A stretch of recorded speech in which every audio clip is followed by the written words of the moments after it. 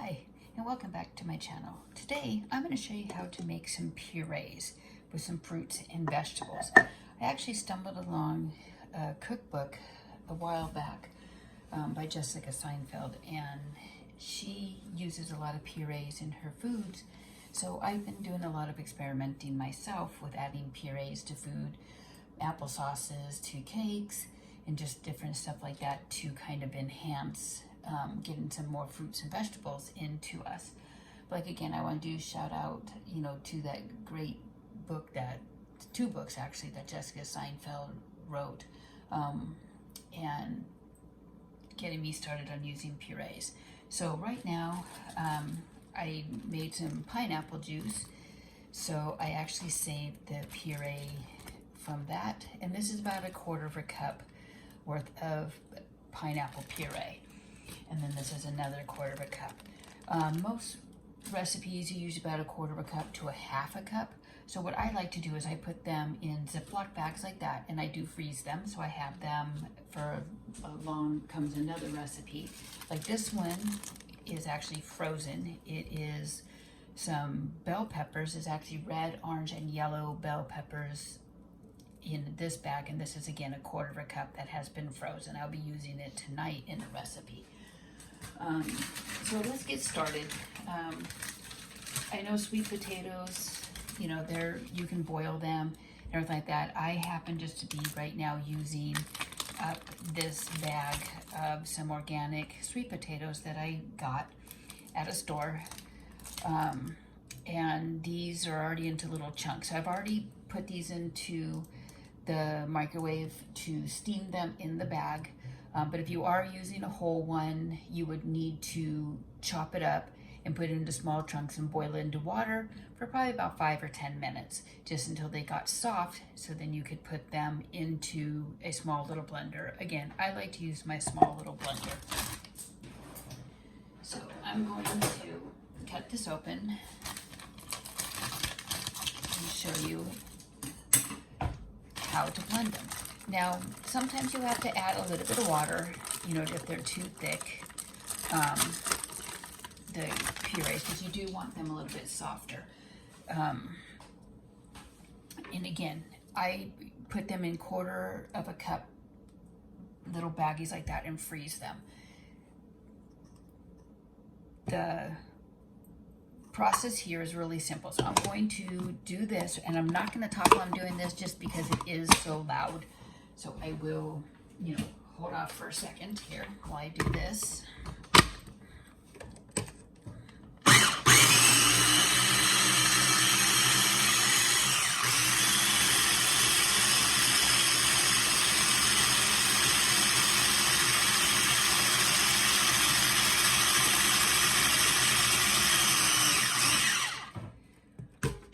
So this is the first round. So you can see that there's a lot of big chunks still. So what I'm going to do is I'm just going to add just a very, very little bit of water.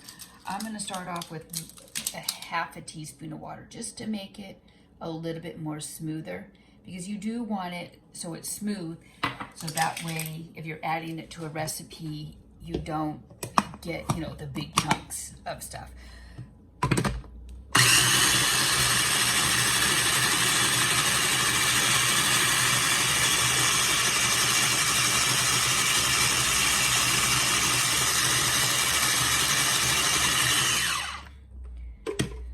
I have pretty much experimented with a lot of vegetables. I do sweet potatoes, I do butternut squash, I do apples. I just boil the apples for a few minutes and I just basically puree them. I've done banana purees, I've done pineapple puree, I've done bell pepper puree, spinach puree, broccoli puree, cauliflower puree.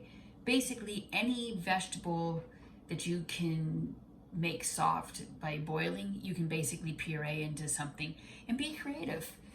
Sometimes I've mixed different purees. Like if I make a soup, sometimes if I make chicken soup, I'll put cauliflower inside the broth sometimes. The puree cauliflower, sometimes I'll put in pureed yellow zucchini, just depending, or yellow squash, just depending. I did find out that onions really don't puree very well, so don't try pureeing onions to make them hidden. In onions, you're pretty much just onions. So again, this is very simple, as you can see. So I'm going to show you. So now I'm going to get out some of my little Ziploc bags. You can also use little containers. I mean, whatever you are more comfortable with. You can use the silicone bags now that are very popular. I haven't gotten any of those yet, but I do so many purees that I probably should, just so that I have them. So on my bags, I'm going to write what is in here. So I'm going to put on here, this again is sweet potato. So I'm going to put sweet, or SW, potato. And that's just kind of my own little system that I do, so I know what is going to be in that bag.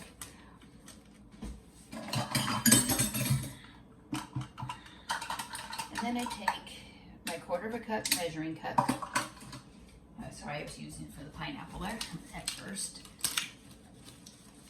And again, it is kind of time consuming, and you know, it's well worth it. Sometimes I'll sit here, just depending if I'm running low on something, I'll spend maybe an hour and a half, and I'll have all of my burners actually on my stove with different pots and stuff like that, boiling, pureeing, and stuff as I'm going. So I kind of do it and plan ahead, just to kind of what type of recipes I'm going to be making. And again, if I make up a bunch of broccoli, I just store it. I put it in the freezer and keep it in there. So here, I'm going to take out a 1/4 cup of sweet potato puree. So that is a 1/4 cup. And then I put it into my bag.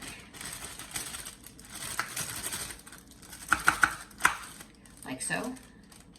Oops. Zip it up tight. And there you have it. This is a 1/4 cup of sweet potato. So again, you can see it's very simple. Even if you are boiling most of the vegetables, in order to make the purees, you maybe have to boil them maybe 7 minutes, just until they're soft enough that you can put them into a blender of some sort to puree them.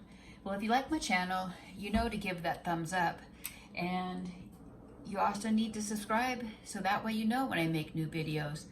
Thanks for watching, and don't forget, turn on that bell notification so you know when I make a new one. Thanks for watching. So here is some butternut squash puree.